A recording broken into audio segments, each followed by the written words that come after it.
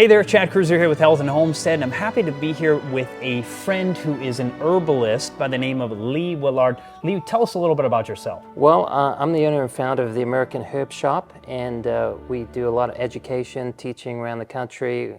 We also help in educating and doing consultations with people, and basically helping people understand how herbs work. So people often think if it's an herb, it's safe, all things are good there. Right. But what are some of the pitfalls or mistakes that people could maybe make when they're getting herbs or using herbal remedies? that's a good question. A lot of people actually get the wrong form of herbal remedies. So just like when you're getting nutrition from a store, the least would be canned food.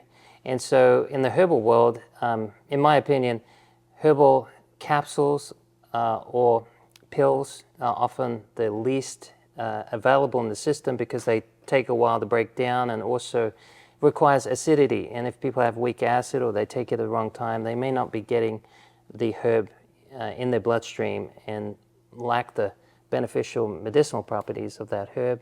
So that's one thing. Also, a lot of people don't realize that some herbs are actually not so good for us, or maybe they're taking a herb for the right condition but not the right cause.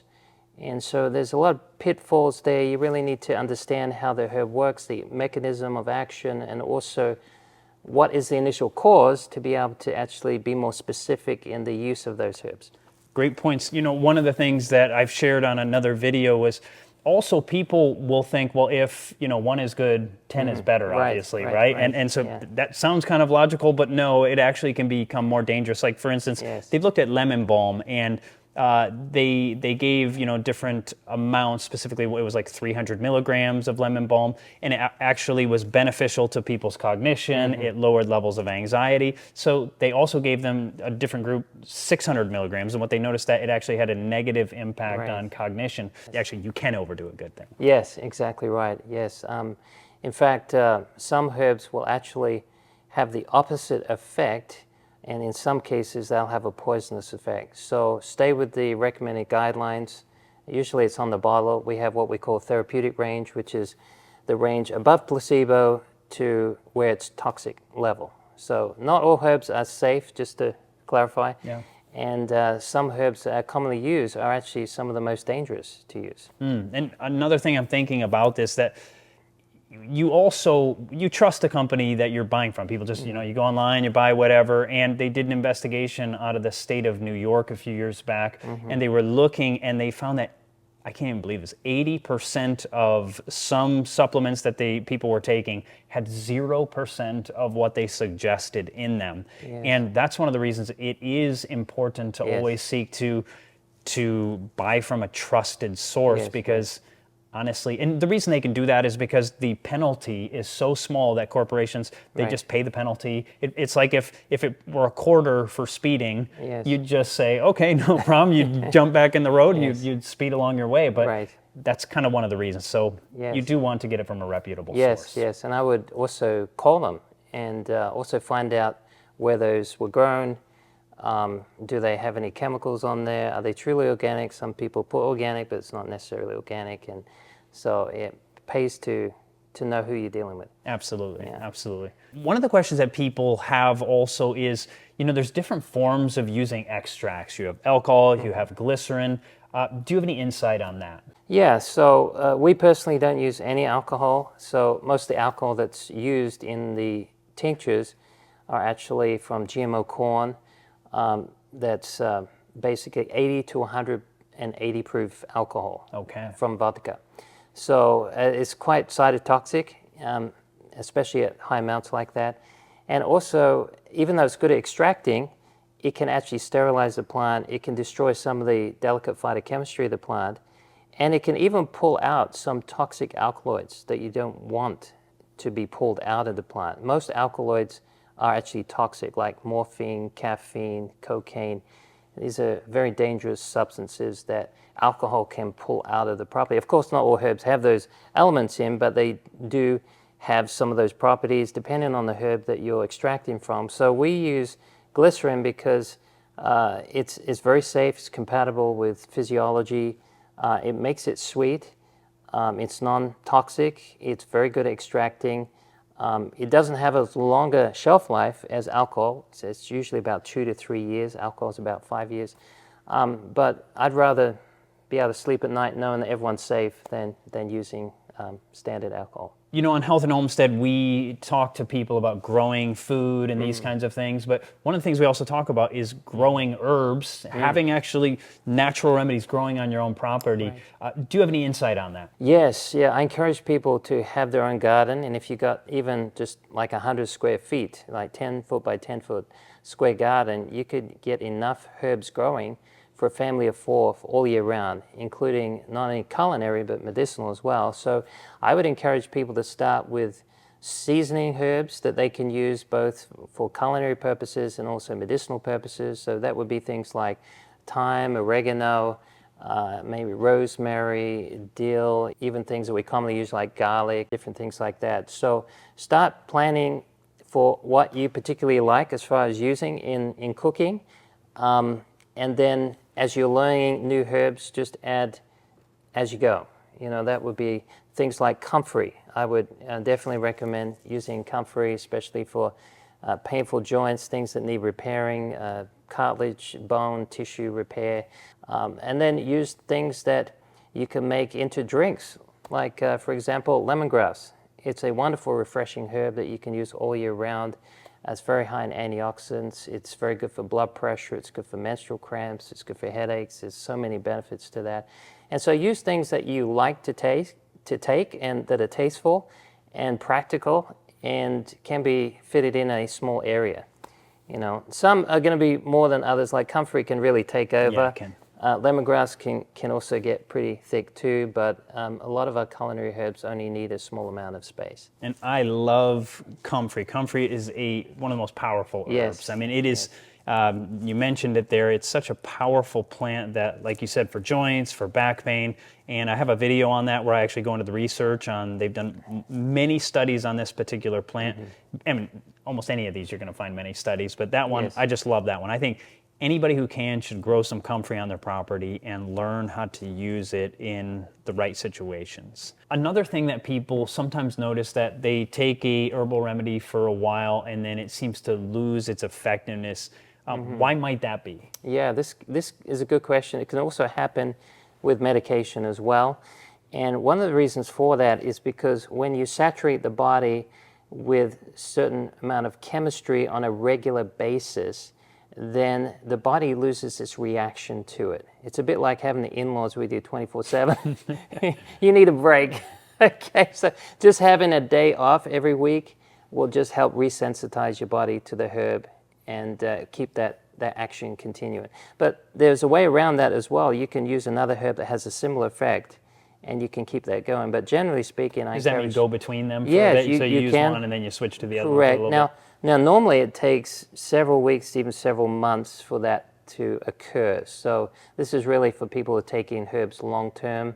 So you can either change it up, use another herb with a similar action, or just take a day off a week. And you know, one of the things that when we talk about herbs and natural remedies, a lot of the times you're not really looking for it to be a daily thing. There are some things that you may need to take daily for extended period of times, but often you're looking for it to be a remedy, a short-term situation to help what's going on. And really, by the way, it's good to try to eat healthy and exercise and live a healthy lifestyle so that you don't have to continually use them. But there may be certain occasions where something needs to be used for an extended period That's of time. a good question. Sometimes people ask, how long should I take this herb?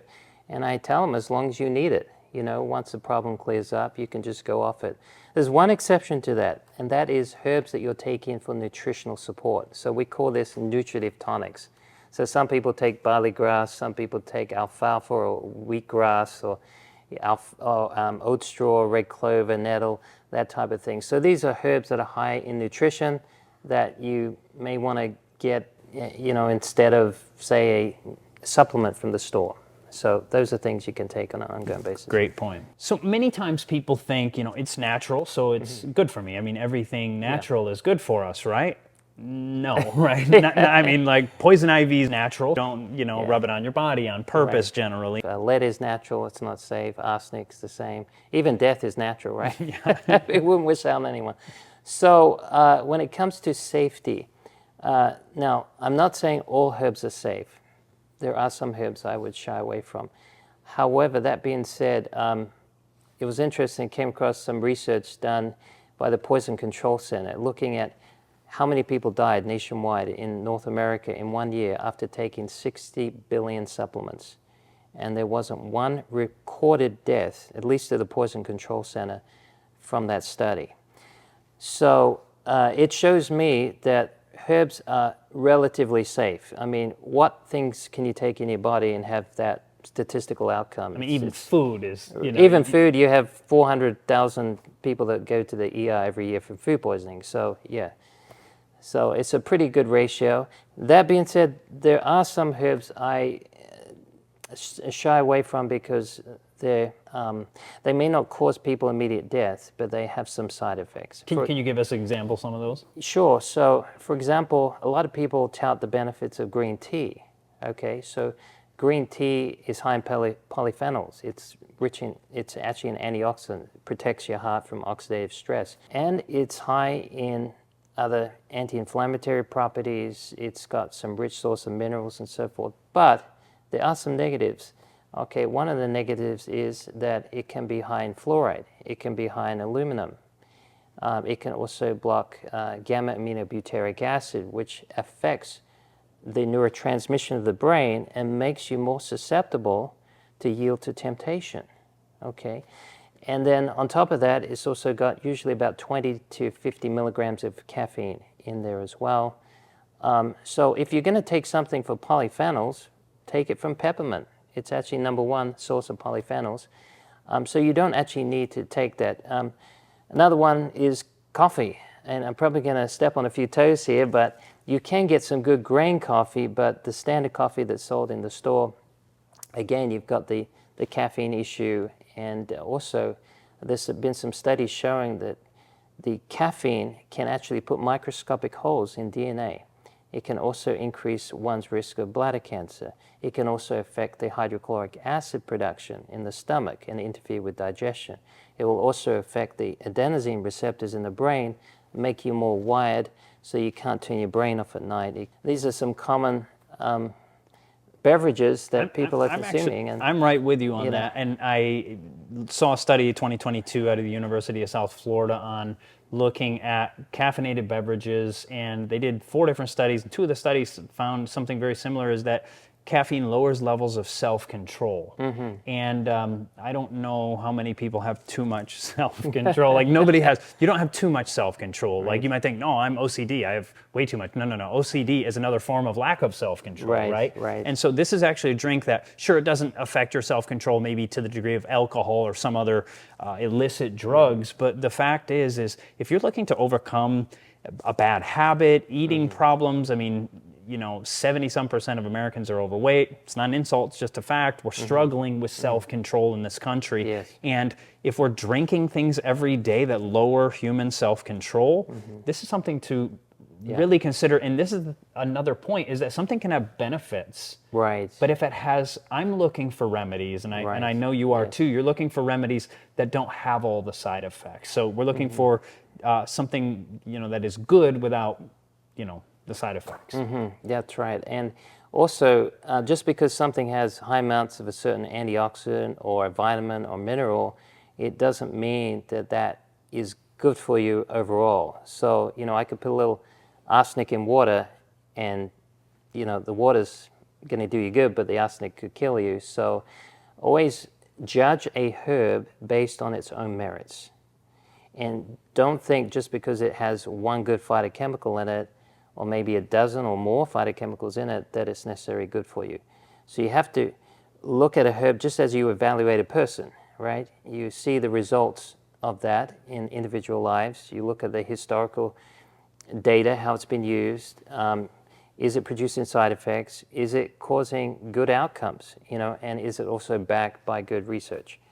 So put those things all together, and you'll get a better idea as to the benefits of those herbs. Being in America, it seems like the majority of adults are on one or several, sometimes 20 or 30 medications. How do you navigate taking a herb in connection with drug medication? Yeah, that's a very good question. I get that question quite a lot. Actually, the average American has 11 medications. Wow. The average adult American. Wow. So someone's got my 11. Wow. I'm sure they've got your 11. Yeah, and I have none, so that means a lot of people have much more, right? Exactly, exactly. I met a gentleman one time, he had so much medication, you could make breakfast cereal out of his medication. It took him 2 hours to put his medication together. You're I mean, it kidding. was amazing. Anyway, to answer that question, this is what I tell people. If you're on any medication that is stabilizing you in a critical situation, then don't take herbal remedies at the same time, okay? So if you're taking something like anti-seizure medication, or you're on diabetic medication, or you have extremely high blood pressure, or antidepressants, you know. Now, there may be acceptable things you can use in certain situations, but you need to work with someone that knows what they're doing. Try to find a physician that knows both the herbs and the medication and the drug medications and how they interact.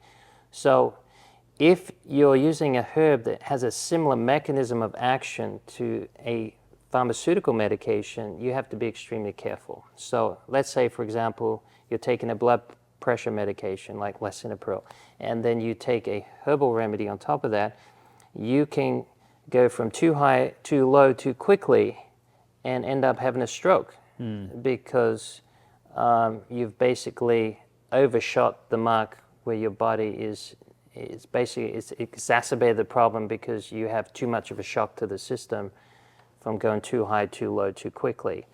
So I would encourage people not to take any herbal remedies if you're in critical situations, and just implement good lifestyle habits, right? Drink more water, get outdoors exercise, you know, work on your sleep, on your stress, on getting a good plant-based unrefined, unprocessed diet. Those are going to be things that are going to be more effective. And remember, herbal remedies are an adjunct therapy to your healthy lifestyle. So they're not to replace, and we're not to use them as we would a drug medication and use them as a crutch. We're to use them to get back, to help the body to come back to homeostasis, and then through a healthy lifestyle, we keep in that situation. Yeah, and that's my goal, is to seldom ever need a remedy. Exactly. But there are things like happen. Like I just had a sweet potato explode in my face. I mean, it was a freak accident, and as it did, it burned my nose, and so I'm